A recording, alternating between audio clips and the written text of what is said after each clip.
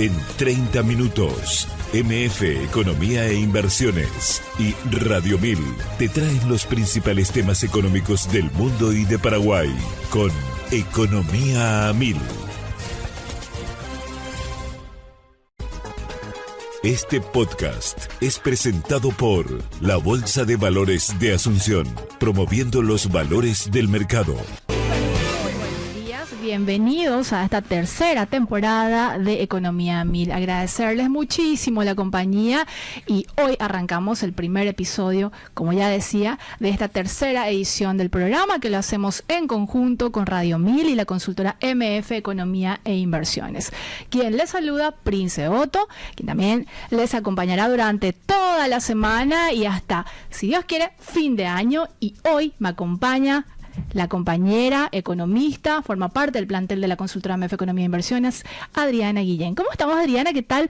Muy bienvenida. Muchas gracias, Prince. Contentísima de poder comenzar esta nueva temporada y un año seguramente lleno de éxitos. Y bueno, vamos a seguir con el objetivo de la radio, que es de aportar conocimiento de los distintos sectores de la economía, ¿verdad? Totalmente, y sobre todo con referentes, hablando de primera mano, estamos diciendo en ese sentido desde autoridades, como ya decía, referentes del sector público, privado, y en esta primera edición de Economía 1000, no es la excepción, lo teníamos que tener aquí en piso, pero lo importante es que lo vamos a tener, y lo tenemos ya, de hecho me confirma la gente de producción, los compañeros, que está en línea el director de ingresos tributarios, Óscar Orue. ¿Cómo estamos, director? ¿Qué tal? Gracias por acompañarnos en este primer programa de Economía 1000.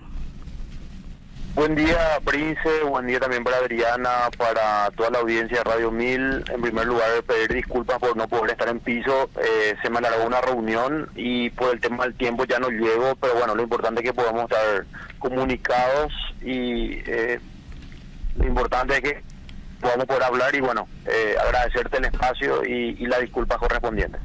Director, entendemos perfectamente la situación y como ya lo decías también, lo importante es que estamos en comunicación contigo y qué mejor que arrancar con el contexto de lo que es la Dirección de Ingresos Tributarios. Director, si pudieras de alguna manera contarnos cómo ha sido este proceso de fusión de lo que fue la Subsecretaría de Estado de Tributación, lo que fue la Dirección Nacional de Aduanas y todo también este proceso y los resultados que arrojó desde que se hizo esta fusión. Bueno, realmente, como todos saben, fue uno de los proyectos más emblemáticos de este nuevo gobierno.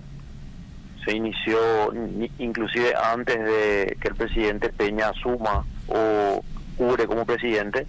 Entonces definitivamente era un proyecto bastante ambicioso en el cual unir dos instituciones no era sencilla. Entonces se trabajó con un plan estratégico bastante, como digo, importante y ambicioso. Y bueno, los números demuestran de que ha sido una decisión correcta, de que se ha podido llevar adelante todas las partes estratégicas de nuestro plan.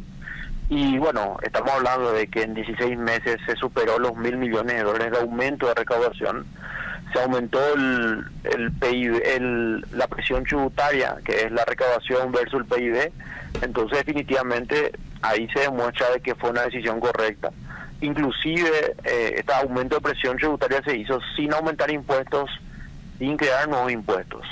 Entonces estamos contentos con los números, como nunca antes se ha llegado a un nivel de recaudación donde creemos que fueron tres aspectos muy importantes. Sí. En primer lugar, la tecnología; segundo lugar, los recursos humanos; y tercer lugar, el apoyo del presidente de la República, Santiago Peña, en esto, ¿verdad? Porque tuvimos muchos cambios, especialmente en la aduana, donde hemos cambiado la forma de trabajo, el mecanismo, integramos información, cruzamos información y sobre todo designamos a personas sin ninguna presión, sin ningún cupo como era antes, donde había cupo empresarial o cupo político. Entonces, bueno, eso creo que ha ayudado a tener estos números que hoy podemos mencionar.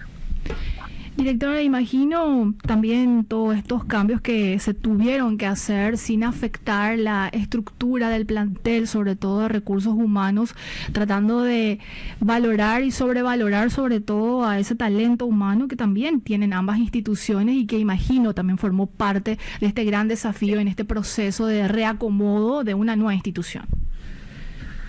Sí, ahí hay que tener en cuenta de que en general no estamos trayendo gente nueva, no estamos haciendo concursos aún, estamos tratando de que todo el recurso humano que ya estaba se le dé oportunidad y que puedan ocupar cargos.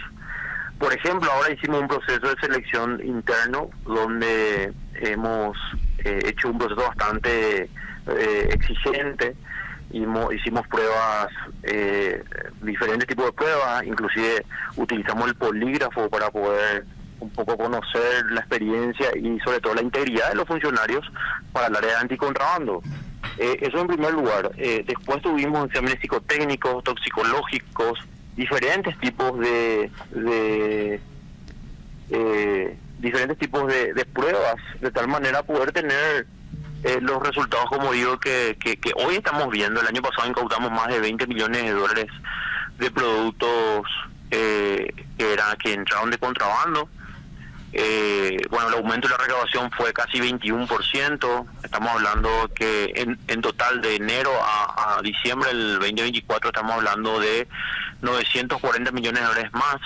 Si a eso le sumamos desde la creación, que fue en agosto del 2023, estamos ya superando los 1.000 millones de dólares el aumento. Entonces, bueno, hoy lo que podemos decir es que queremos que la ADENIT sea una institución no solamente seria, sino también una de las mejores del sector público. Porque no se puede abstraer también, director, de las presiones que se generan, considerando que esta es una entidad muy importante dentro de la estructura de gobierno como entidad recaudadora. Digo, presiones por parte quizás de algunos sectores políticos, ya como una estructura que se vino trabajando y que con esto se trata, bueno, desde tu gestión se trata de romper, director. Sí, recordar el año pasado, Prince, tuvimos muchos eventos de presión, de inclusive pedían mi institución.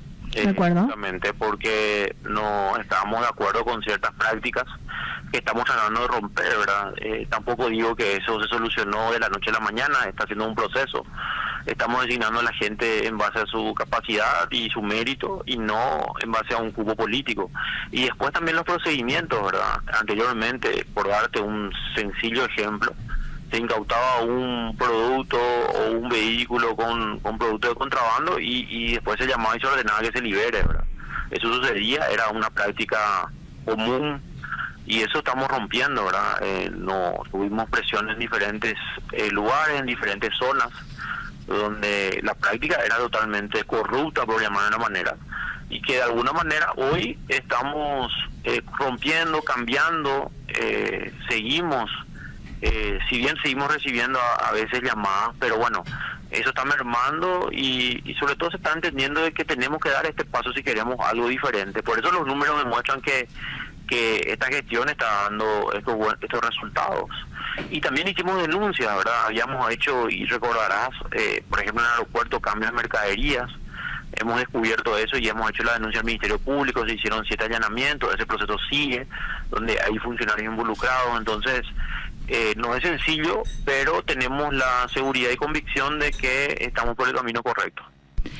Director, si tuviéramos que de alguna manera contar también a la audiencia dentro de este proceso, ¿cuáles han sido las dependencias más complejas que de alguna manera ha tocado a la ADENIT reordenar, reorganizar en este, como decía, en este proceso de fusión? ¿Podemos mencionar algunas de estas? Sí, bueno, ahí tenemos, hay que recordar que la ADENIT es una dirección nacional, es una entidad autónoma y autárquica, tiene 3 gerencias, sí. La gerencia de impuestos internos, que es lo que era la SET anteriormente, la gerencia de aduanas y la gerencia ejecutiva, ¿verdad? Que es una dependencia transversal, se encarga de establecer las normas de procedimientos, todo lo que es el sistema de control, ¿verdad? A través de procedimientos integrados. También está todo el relacionamiento con las entidades del sector privado como también a nivel internacional. Entonces es una dependencia que nos ayuda mucho a la planificación principalmente y sobre todo también a los procedimientos para que sean realmente eficientes. Ahí hay que tener en cuenta que, en base a mi experiencia un poco también, normalmente las instituciones siempre tienen brazos operativos, sí, pero no muchos tienen brazos de planificación y de control, ¿verdad? Entonces esa área se encarga básicamente de hacer la planificación y establecer los procedimientos integrados. Ahí tuvimos cambios, por ejemplo, el área de inteligencia, un área nueva, un área donde no solamente pusimos gente de confianza, sino también usamos tecnología, integramos información, administramos bases de datos muy grandes como el Big Data, también otras bases de datos del Sofía, integrado con el Marangatú. Establecimos un centro de monitoreo 24/7 en el área de fiscalización, de controles, todo lo que tiene que ver con la aduana, de cargas aéreas terrestres y fluviales. Eso opera 24/7, es un centro de control bastante moderno, donde invertimos un poco más de 11 millones de dólares con apoyo de COICA, de Corea.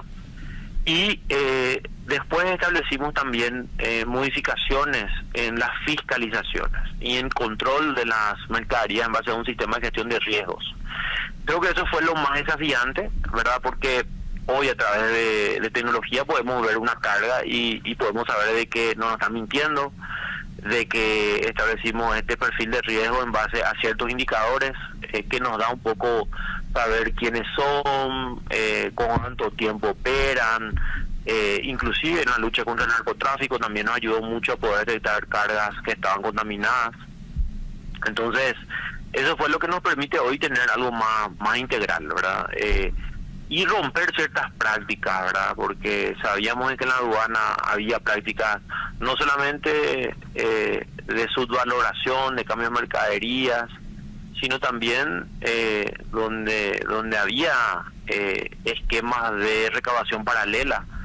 Y eso de alguna manera estamos rompiendo, como te decía, por eso tenemos otros números, ¿verdad? Así porque es. si uno le pregunta a un importador, paga más ahora, y te va a decir, no pago lo mismo. La diferencia está que hoy entra el fisco. claro. Claro, y director, una consulta, ¿cómo ha sido el relacionamiento con el sector privado o con los gremios, ya hablando respecto a esta relevancia en nuevas acciones, ¿verdad? Bueno, ahí yo creo que fue muy importante el trabajo con las instituciones, en este caso los gremios, ¿verdad? Tuvimos mucho apoyo de la Unión Industrial Paraguaya y los demás miembros asociados, el Centro Importador del Paraguay también. Tuvimos reuniones con ellos, escuchamos un poco las inquietudes, los reclamos, y siempre hay un diálogo muy ameno y sobre todo muy fluido. Entonces eso nos permite un poco también ver cómo se está actuando, ¿verdad? Cuando tenemos casos de denuncia de funcionarios, directamente le sacamos del lugar, le instruimos sumario en caso de ser necesario. Y cuando tenemos la prueba suficiente, hacemos la denuncia al Ministerio Público, ¿verdad? Eso creo que es una parte fundamental en todo esto. Si bien recibimos ataques, bueno, ese trabajo con el sector privado nos permite hoy tener un diagrama muy claro de lo que estamos haciendo y lo que necesitamos hacer, ¿verdad? Porque todavía hay mucho que hacer, ¿verdad? Tenemos ahí nuestro plan estratégico, la implementación de la facturación electrónica a nivel nacional, que está siendo gradual, lenta, pero bueno, con una convicción de que eso también va a ayudar a lo que es todas las transacciones a nivel nacional. Tenemos también capacitaciones para formalización, que lo que queremos es que haya más personas que se formalicen, que se inscriban, que tengan su RUC y que de esta manera también puedan lograr de que puedan demostrar sus ingresos, ¿verdad? Muchas veces esas personas que se dedican a una actividad lícita pero que no se formalizan, no pueden acceder a un crédito en el sistema financiero, les cuesta mucho más caro poder ampliar su negocio, recurren a la usura, ¿verdad? Entonces, creemos de que con capacitación, con conocimiento y aprovechando los regímenes simplificados, ¿verdad? Nosotros no cambiamos el sistema tributario en el sentido de las tasas, hay regímenes muy importantes para los grandes inversores, como la ley 190, Maquila, la ley también de zona franca, pero para los pequeños también regímenes simplificados como el simple y resimple, entonces tratamos de diversificar todo eso. Director, hay muchísimos temas que abordar contigo y yo te pido que nos acompañes casi hasta el final del programa y vamos de alguna manera desengranando los temas. Puntualmente sobre este conflicto que se había generado de los datos abiertos con los importadores o con el sector empresarial, ¿se logró destrabar esta situación? ¿Cómo quedó? Y si hay alguna medida que están analizando similar a esa, considerando que también tiene que haber una política de protección de datos en respectivas estadísticas y también en lo que se refiere al sistema que maneja la DENIT. Bueno, nosotros ahí llegamos también, le explicamos la envergadura de toda la información que estaba disponible, ¿verdad? Hay que recordar desde que se cambió la ley, ¿verdad? Sí. La ley 7143 crea la DENIT y establece también ciertos rangos de reserva de información. Y eso está aprobado, está vigente y se tiene que respetar, ¿verdad? En la administración anterior de la aduana ellos decidido publicar todos los datos y publicar así todos los datos totalmente libres, o sea, sin ninguna restricción y sin precautelar los intereses también del sector privado, porque muchas veces había información sensible que estaban publicadas. Por ejemplo, estaban publicadas quiénes eran los importadores, cuánto era cuánto pagaban por el producto, sus proveedores, de dónde traían, ¿verdad? Y esa información, según la nueva ley 7143, está reservada. El artículo 22 de esa ley claramente establece que es información reservada y que no se puede publicar. Es así que le explicamos a ellos, le mostramos todos los antecedentes a nivel internacional, porque son estándares internacionales que nosotros aceptamos y lo llevamos a nuestro sistema jurídico interno. Ahí hay que entender de que hoy ya está levantado nuevamente el portal de datos abiertos, sí, pero con rangos o en este caso con algunos datos que están tapados, por decir de una manera, que están reservados. Y bueno, la información, por ejemplo, si yo quiero saber cierto tipo de vehículo, a cuánto se trajo, yo puedo saberlo tranquilamente hoy con el acceso a la información. Lo único que no voy a poder saber es quién es el importador, cuál es su proveedor, ¿verdad? Eso yo no voy a poder saber ya con la nueva base de datos que está establecido, está en nuestra página web. Así es que volvimos a publicar, pero ya con las restricciones que la propia ley impone. Y con respecto a acciones futuras similares a esta de decisiones que de alguna manera rompen la práctica que se venía haciendo desde hace años y que están visos de la DENIT, director, ¿tienen algo que vamos a anunciar, compartir?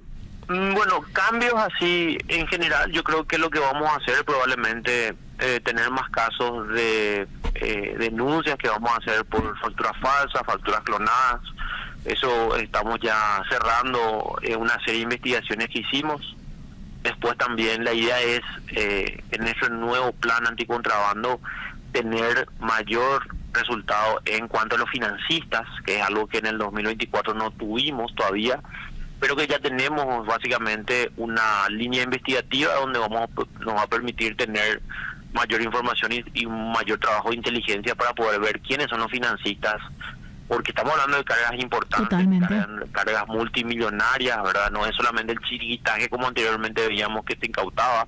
Hoy vemos camiones y camiones llenos de productos de contrabando que ingresan y que perjudican a los que quieren cumplir, a los que de hecho están pagando sus impuestos, cumplen las reglas no solamente fiscales, sino también las reglas laborales. Entonces nos parece que esa lucha es una lucha sin fin. Vamos a continuar y estrechando esa diferencia que hay entre los que se dedican a querer vender productos sin licencias, por ejemplo, sin autorización de INANI ni INAVISA, que hoy están ya fusionados también. Entonces, bueno, nosotros creemos de que eso sí vamos a continuar este año, pero cambios así radicales, ¿verdad?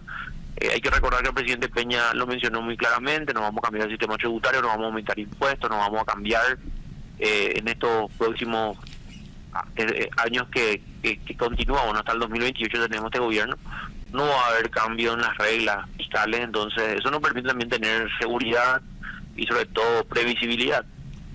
Esto que estabas compartiendo, director, se enmarca dentro de también del anuncio que dieron a conocer recientemente, un trabajo conjunto con el sector público-privado de la lucha anticontrabando. ¿Cómo va eso? Y bueno, ¿cuáles son los alcances que están también manejando en ese sentido? Bueno, como te decía, nosotros ahí establecimos un nuevo grupo de personas que se les está dando la oportunidad para poder demostrar de que los funcionarios de la ex aduana pueden cumplir y son personas íntegras, porque normalmente había un prejuicio hacia esos funcionarios. Limpiar un poco la cara, como se dice, y sobre todo mejorar la institucionalidad, que es algo que el Paraguay necesita.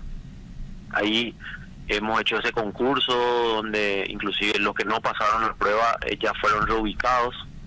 Entonces creemos de que eso un poco también da una tranquilidad y seguridad de que no se va a digitar ninguna designación en base a pedidos, en base a personas. Siempre en la aduana se manejaba de esa manera. A mí me tocó estar ya en el gobierno anterior como viceministro de tributación y de hecho estamos un poco aislados, como blindados del sector político, ¿verdad? Porque la tributación sí tuvo ese proceso de cambio, de institucionalidad, de uso de tecnología que permitió tener buenos resultados, que creemos que eso nos permitió estar en este siguiente gobierno, ¿verdad? Si bien yo estoy a la cabeza, detrás mío hay muchísima gente que tiene puesta la camiseta del Paraguay y que logra resultados muy importantes. No es solamente Óscar Uruguay, sino es todo un equipo. Entonces, quisimos implementar nuestro sistema de trabajo también en esa área que es la aduana y hacer los cambios que teníamos que hacer, ¿verdad? Ahí en la lucha contra el contrabando tenemos mucho más resultados. De hecho, si le preguntan a la gente capaz o de la UIP, ellos ven los números que demuestran, no solamente en la Argentina, porque algunos decían, no, Argentina cambió, ¿verdad? Sin embargo, te cuento que anoche, por ejemplo, se incautaron 400 kilos de tomate en la zona de Alberdi, ¿verdad? Por ejemplo, y eso venía de Argentina. Entonces, con Argentina sigue habiendo contrabando, en menor escala, pero sigue habiendo. Entonces tenemos que reforzar esos controles y establecer personas que entiendan que hay un cambio y que ese cambio no va a tener ningún retroceso. Al contrario, vamos a seguir innovando y vamos a seguir denunciando casos de corrupción, y que los que no estén a la altura de estos desafíos van a tener que dar un paso al costado. Director, te quedas con nosotros casi hasta el final del programa, ¿cierto? Sí, sin problema. Hacemos una breve pausa y a la vuelta seguimos con el Director Nacional de Ingresos Tributarios, Óscar Uruguay, ya hablando sobre la facturación electrónica, sobre todo este proceso, también lo que ha sido el primer mes de este año 2025 y sobre lo que se espera también en los siguientes meses. Pero antes compartimos la cifra.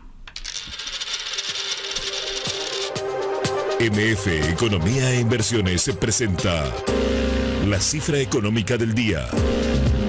Aproximadamente 1.200.000 personas físicas y jurídicas bajo el registro único del contribuyente en estado activo, bloqueado y con suspensión temporal forma parte de la masa tributaria del país.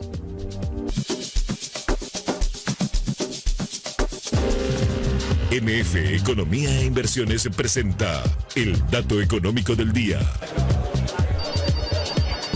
El IVA, derivado de las actividades comerciales, industriales y de servicios, sigue siendo el principal pilar de los ingresos tributarios, alcanzando 12 billones de guaraníes aproximadamente en el 2024, es decir, 57% más que en el 2020.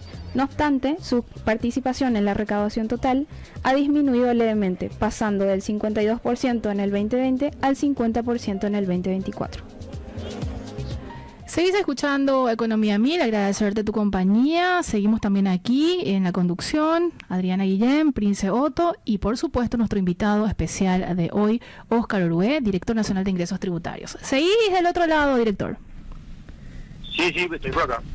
Director, queríamos ahondar sobre algunos temas y sobre todo me quiero centrar en este dato que compartía Adriana sobre el IVA y vemos una suerte de reconfiguración de la estructura tributaria de un tiempo a esta parte y los números de hecho muestran esto, cómo el impuesto a la renta va ganando de alguna manera terreno versus lo que se considera como impuesto indirecto y ahí lo tenemos al IVA, que sigue siendo de relevancia relevancia, pero que va como teniendo un retroceso, una desaceleración dentro del peso de lo que es la composición de los impuestos en Paraguay. ¿Cómo lo están viendo ustedes? Y bueno, poder explicarle también a la audiencia cuál ha sido este proceso y por qué se da.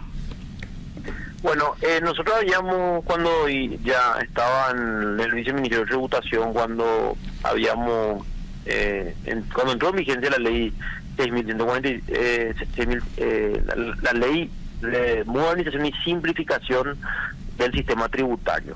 Esa ley básicamente lo que buscó es darle más fuerza al sector de impuestos directos. ¿Cierto? Ahí, por ejemplo, se creó lo que es el IVU, el impuesto a los dividendos y utilidades, que anteriormente solo grababa al sector comercial, industrial y de servicios.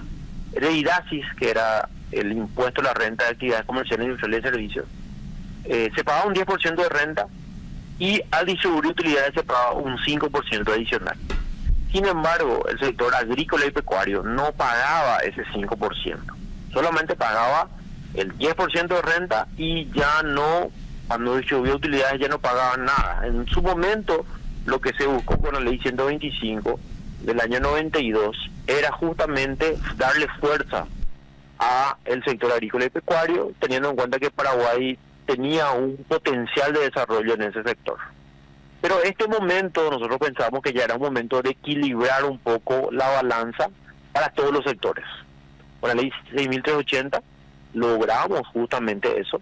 Se aprobó en el 2020, entró en vigencia el 2020, y enseguida hubo la pandemia, pero bueno, igual seguimos la implementación gradual, y bueno, hoy vemos ya esa composición del IVA en una menor proporción en lo que era anteriormente, porque anteriormente teníamos 80% de impuestos indirectos y 20% de impuestos directos. La idea en su momento era justamente darle mayor fuerza, separar ya esa diferencia que había entre el sector comercial, industrial y servicios y el sector agrícola y pecuario. Entonces creamos el IRE, que es el impuesto a la renta empresarial, unimos estos dos impuestos, donde el IRE ya no tiene diferencia. O sea, hoy una empresario que se dedica al sector ganadero paga lo mismo que una persona que se dedica al sector industrial o sector comercial. Ya no hay esa diferencia que había anteriormente, donde sí el sector agrícola y pecuario tenía muchísimos beneficios. Por darte, por ejemplo, una característica, el sector ganadero, el sector agrícola y pecuario podía trasladar pérdida de un año a otro, el sector comercial no lo podía hacer.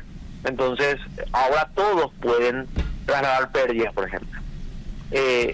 Eso creo que ayudó mucho también, pero también establecimos artículos dentro de la ley donde rompíamos esa erosión de la base en cuanto, por ejemplo, salarios. Por ejemplo, un empresario que a la vez era accionista, pero a la vez era director o gerente general de la empresa y tenía un salario por ser director o gerente general, se autoasignaban salarios muy altos, erosionando así la base de la renta. Por lo tanto, establecimos una limitación legal de que solamente los que tienen esa característica pueden deducir el salario de los dueños y gerentes al 1% de su salario. ¿Ok? Pero, por ejemplo, si un dueño o un accionista le contrata a otro gerente general, ahí sí va a poder deducir el 100%. Pero si es a la vez accionista y a la vez es gerente general, no va a poder deducir el 100% de su salario. Esos son, por dar algunos ejemplos de lo que establecimos a partir de la aprobación de la ley. Y el IVU, que es el impuesto a los dividendos y utilidades, y ahí entran todos aquellos que tienen facturación que superen 2.000 millones de guaraníes, y ahí ya, por solamente ser accionista, al momento de distribuir utilidades, ya se le retiene el 8% si es residente y el 15% si es no residente. Eso ayudó muchísimo a que la balanza que preguntaba recién, Prince, sí, se un poco equilibre. Hoy hay un 50 y 50, a lo mejor en algunos meses hay hasta un 60% de impuestos indirectos, pero en general se ha achicado dentro de la torta el peso de los impuestos indirectos. Anteriormente era muchísimo versus lo que hoy sucede, ¿verdad? Entonces forzamos a que la renta, que los impuestos directos tengan mayor peso y mayor fuerza en toda esa torta que estás mencionando.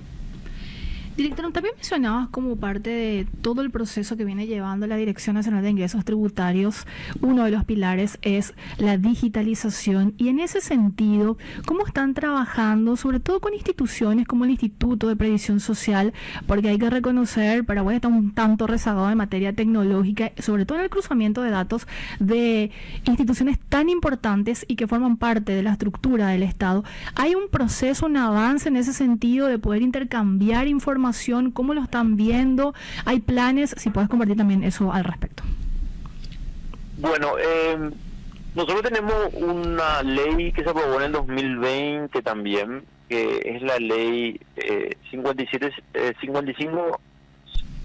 56 o 55, 57, que básicamente esas leyes aprobaron estándares internacionales en materia de transparencia fiscal y la Convención Multilateral de Asistencia Administrativa Mutua. ¿Qué significa eso en términos sencillos? Paraguay puede intercambiar información a nivel internacional con las demás agencias tributarias. Eso nos permite hoy tener información de contribuyentes paraguayos que de alguna manera exportan o importan productos y su comportamiento. Lo mismo, nosotros tenemos la obligación de intercambiar información. Hoy podemos intercambiar con más de 140 países y eso lo llevamos también a nivel internacional.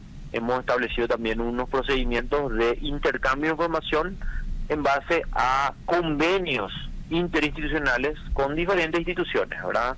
Hemos firmado ya en su momento como Viceministerio de Tributación con Migraciones, con la Dirección Nacional de Contrataciones Públicas, con diferentes instituciones que nos permiten hoy tener información. Entonces tenemos información a nivel internacional y a nivel nacional. De hecho, el Big Data se nutre de información de diferentes aspectos, inclusive el sector financiero.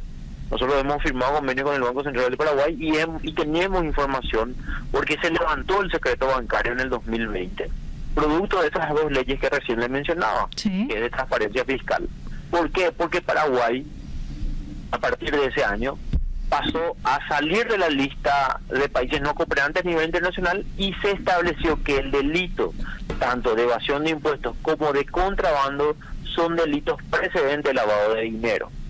Y se levantó el secreto bancario. Hoy nosotros podemos acceder a información bancaria, anteriormente no podíamos tener esos datos, y no era a través de una investigación fiscal, penal, mejor dicho, ¿verdad? Entonces hoy sí podemos tener esos datos sin necesidad de recurrir a la justicia ordinaria para poder hacerlo.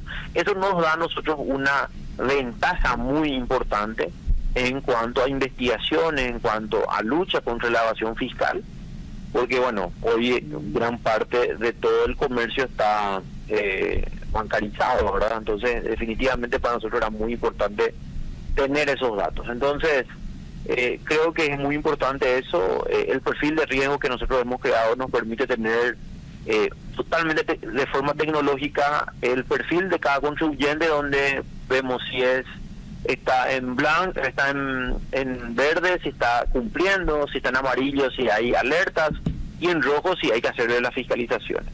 Entonces ya no es más dedocrático o no es más sin un parámetro bien establecido cómo es que fiscalizamos a las empresas. Correcto, ministro. Una consulta, hablando del cruce de datos y la implementación, el uso de lo que es la tecnología. Me gustaría retroceder un poco respecto a la que es la facturación electrónica y me gustaría consultarle sobre cuál es el objetivo o lo que busca la implementación gradual de lo que es la facturación. Bueno, la facturación electrónica, Paraguay es el último país a nivel de Latinoamérica que está implementando. Tenemos buena experiencia en diferentes países y hemos tratado de traer las mejores experiencias en Paraguay. De hecho, el Banco Interamericano de Desarrollo y el Fondo Monetario Internacional nos apoyó en este proyecto. Nosotros iniciamos este proyecto.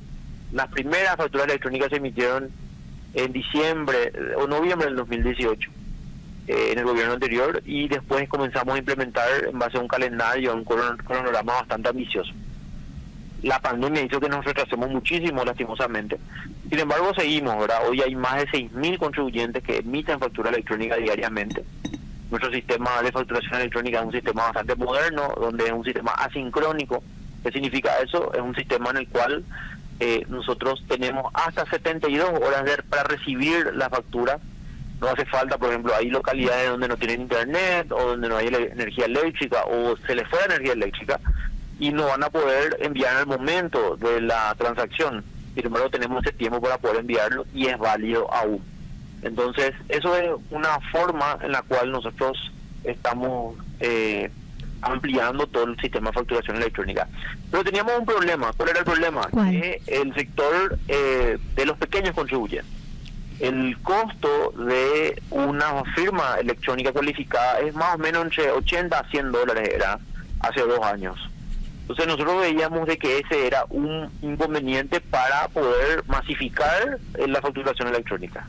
Es ahí donde optamos a que cuando esos las cuatro empresas que se dedicaban a emitir factura electrónica, nos juntamos con ellos y le dijimos qué posibilidad había que se consorcien de tal manera poder brindarnos calidad y servicio a la subsecretaría de Tributación en su momento, hoy de NIP, de tal manera que poder nosotros pagar por esas personas que de alguna manera no iban a poder hacerlo. Entonces llegamos a un convenio en el cual tenemos un proyecto a largo plazo donde estas 4 empresas se asociaron, se consorciaron y están ofreciéndonos servicios. Nosotros pagamos esa firma electrónica para los pequeños contribuyentes.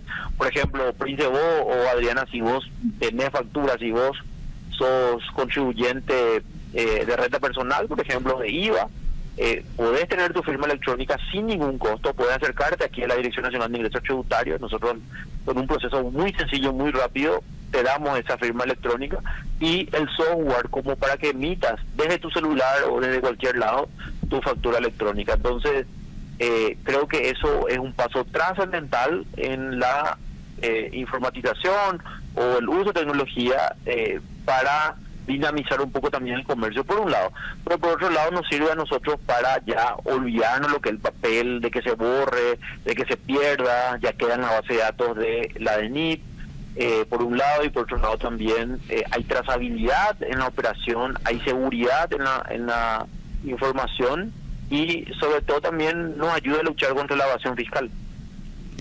Director, mencionabas a lo largo de esta entrevista, y si mal no recuerdo casi al inicio, sobre la presión tributaria, que hubo un aumento, y ahí siempre cuando se habla de presión tributaria se menciona si es baja. Sin embargo, si lo comparamos con la carga tributaria, no es tan así. ¿Podríamos hacer esta diferenciación y por qué es importante para la DENIT y para el país que esta presión tributaria se mantenga relativamente baja y sobre todo esta evolución que ha tenido en los últimos años?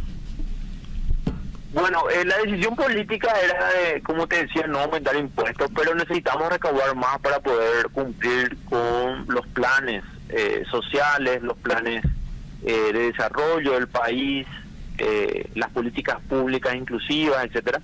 Entonces, definitivamente, eso nos da un poco una idea de que iba a ser complejo, ¿verdad? Iba a ser complejo de todo punto de vista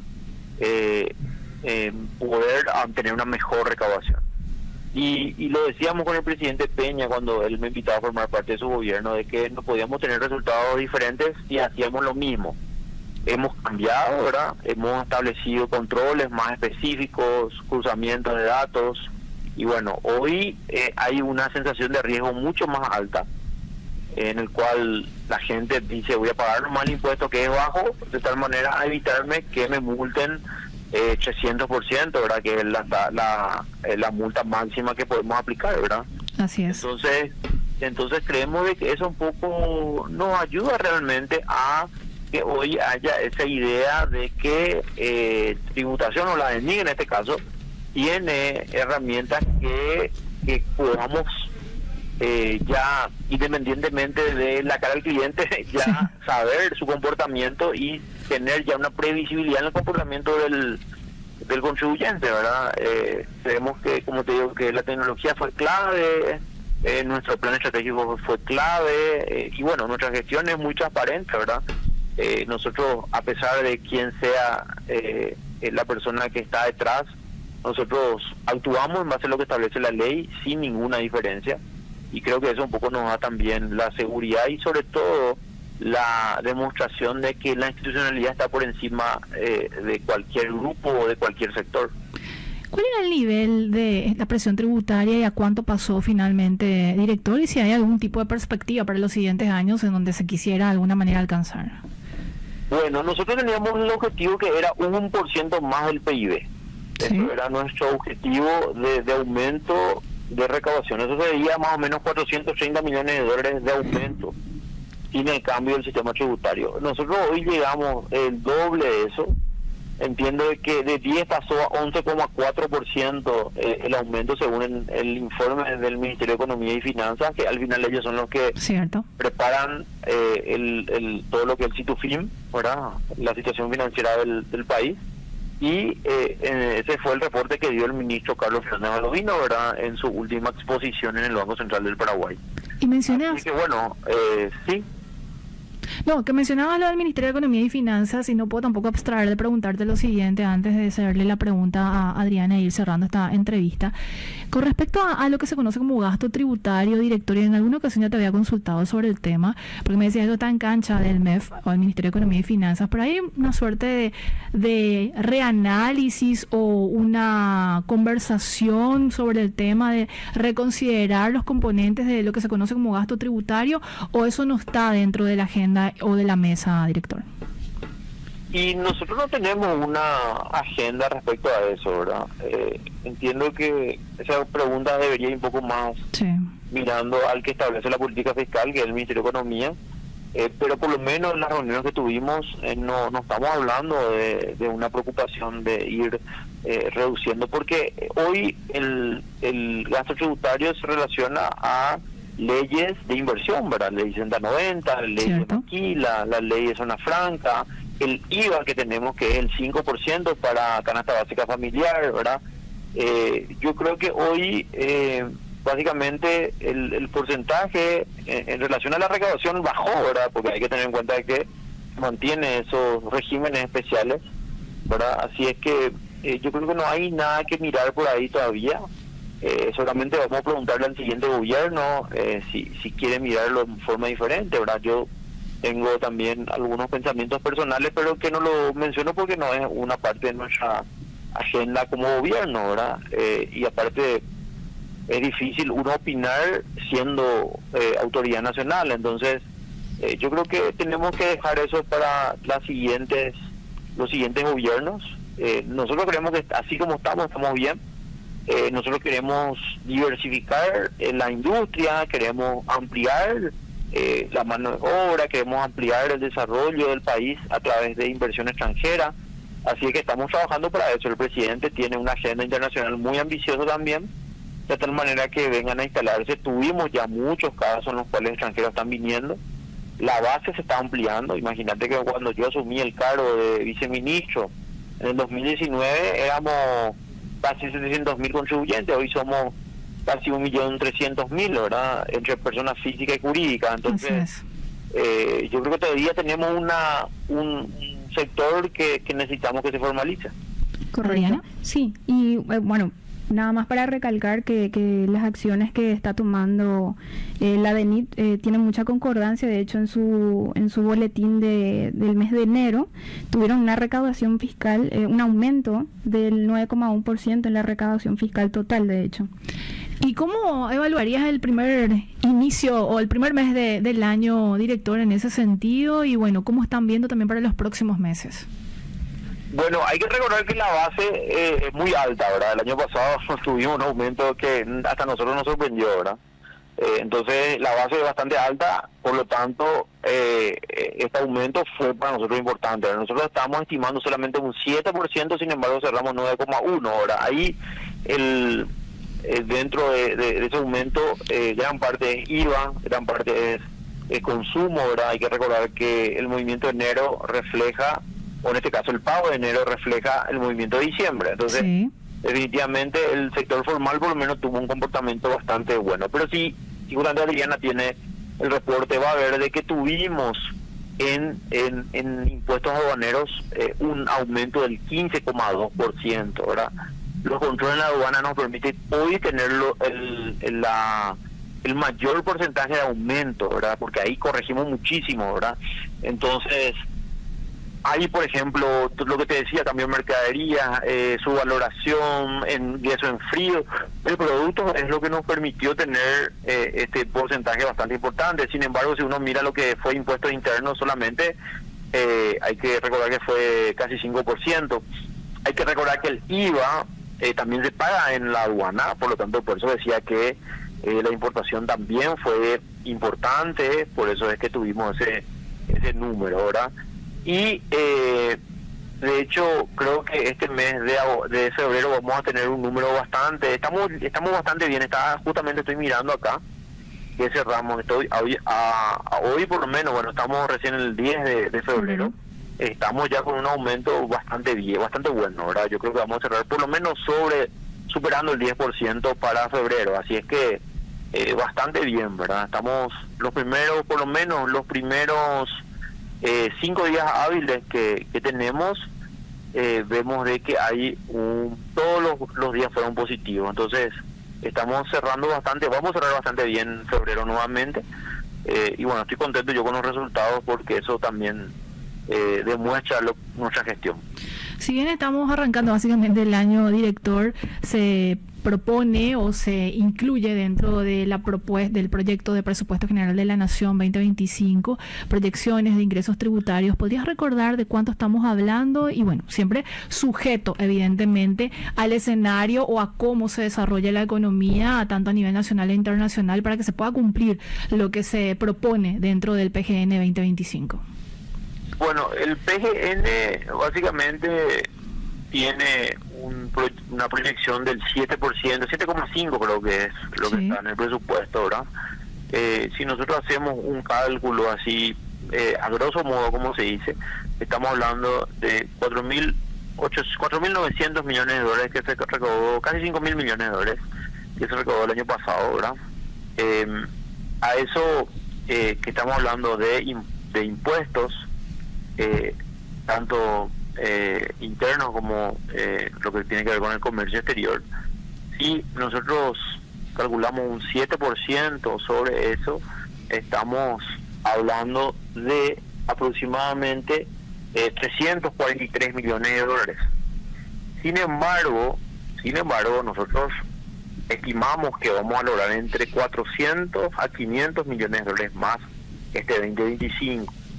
Entonces la idea es mantener un 10% de aumento para este año, es sobre lo que recaudamos el año pasado, que fue un número realmente histórico, ¿verdad?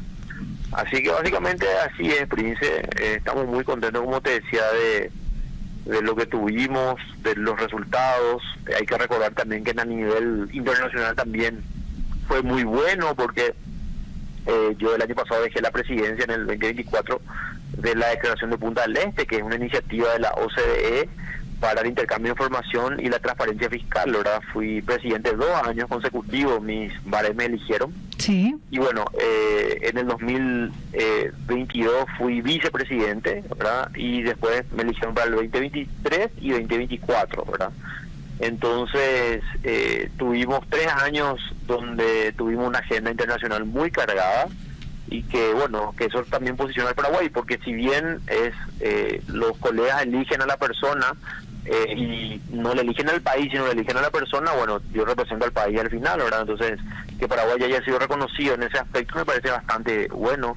Este año ejerce la presidencia de Brasil y la vicepresidencia está a cargo de República Dominicana, ¿verdad? Entonces, bueno, el año pasado la vicepresidencia está a cargo de Brasil, y el año anterior a cargo de Colombia. Entonces definitivamente muy muy contento, y el foro global se hizo acá en Paraguay, donde vinieron 120 países, representantes de 120 países, casi 500 personas aquí en Paraguay, de diferentes países, diferentes zonas del mundo, que realmente nos llenó de orgullo porque demostramos que Paraguay está a la altura de hacer reuniones muy importantes como fue el foro global el año pasado. Director, como siempre, un gusto haber conversado contigo, que tengas un excelente inicio de semana y estaremos en contacto. Muchas gracias, Prince, Adriana. Estamos a disposición desde aquí. Ahora ya vamos a tener mayores datos ahora en febrero para poder compartir con la audiencia y sobre todo también decirles de que estamos a disposición de la dirección a cargo y bueno, muy contento con los resultados y esperemos que este 2025 nuevamente podamos tener mayor desarrollo, porque en la medida que haya mayor recaudación quiere decir que al sector comercial, al sector industrial, al sector general de la economía le está yendo bien. Totalmente. Entonces vamos a seguir apostando al desarrollo de Paraguay. Así es que con la ayuda de usted también para poder dar a conocer todo lo que estamos haciendo. Muchísimas gracias y que tengan una excelente semana. Gracias, igualmente, director. Estuvimos con Oscar Urué, titular de la Dirección Nacional de Ingresos Tributarios. Hablándonos sobre todos los temas de su departamento, o mejor dicho, de su dependencia. Así que muy interesantes los datos que estaba compartiendo con nosotros el director Oscar Urué. Y bueno, rescatar, destacar, remarcar la predisposición siempre de la dirección a su cargo, como ya lo decía también, para ir compartiendo todos los datos, estadísticas e informaciones que se suscitan dentro de esta dependencia tan importante dentro de la estructura del Estado como ente recaudador. Nosotros estamos casi finalizando el programa, Adriana, sí, pasó muy rápido. A punto de irnos estamos. Este es un horario que estamos compartiendo con la audiencia, vamos de 11 a 12 y le pedimos ahora al compañero Miguel que nos pueda dar la viñeta de presentación de las principales noticias económicas del día, porque esto también forma parte de lo que es Economía 1000, de tener que compartir con la audiencia todas las noticias que se suscitan a nivel internacional, regional y sobre todo aquí en Paraguay.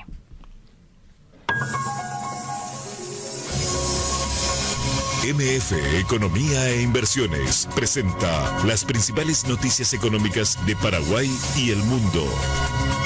De acuerdo con el portal Bloomberg en línea, y como es noticia a nivel internacional, antes incluso de que asumiera a Donald Trump como presidente de los Estados Unidos, hoy los mercados internacionales están más que convulsionados con los nuevos anuncios que está haciendo justamente el presidente Trump de un tiempo a esta parte, y ningún país se salva, así que vamos a desarrollar también lo que dice Bloomberg en línea en ese sentido.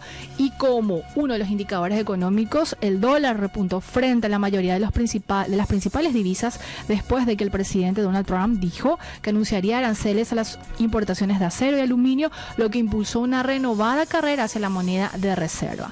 Las divisas de Noruega, Canadá y Australia lideraron la caída frente al billete verde después de que Trump dijera que anunciaría aranceles del 25% sobre las importaciones este lunes, aplicándose los derechos a las importaciones de metal de todos los países. El euro, por su parte, cayó un 0,3% y el yuan chino cedió un 0,2% tras conocerse la noticia. Bloomberg en línea dice que el riesgo sigue siendo que se incrementen con el tiempo, así que hay muchas expectativas y sobre todo incertidumbre en los mercados internacionales. Correcto, Prince, y ahora vamos a otro medio que es el ámbito.com. Vamos a ver desde el lado de la inflación. Y dice, una nueva mirada al ritmo de la inflación pondrá a prueba al mercado bursátil estadounidense en la próxima semana, ya que los inversores temen que los planes arancelarios del presidente Donald Trump estén poniendo en peligro las esperanzas del Wall Street de reportes de tasas de interés este año. El índice de referencia Standard & Poor's se mantuvo alrededor del 1% por debajo de niveles récords, incluso cuando las acciones fueron sacudidas esta semana por los titulares sobre los planes de Trump de imponer aranceles a los mayores socios comerciales de Estados Unidos.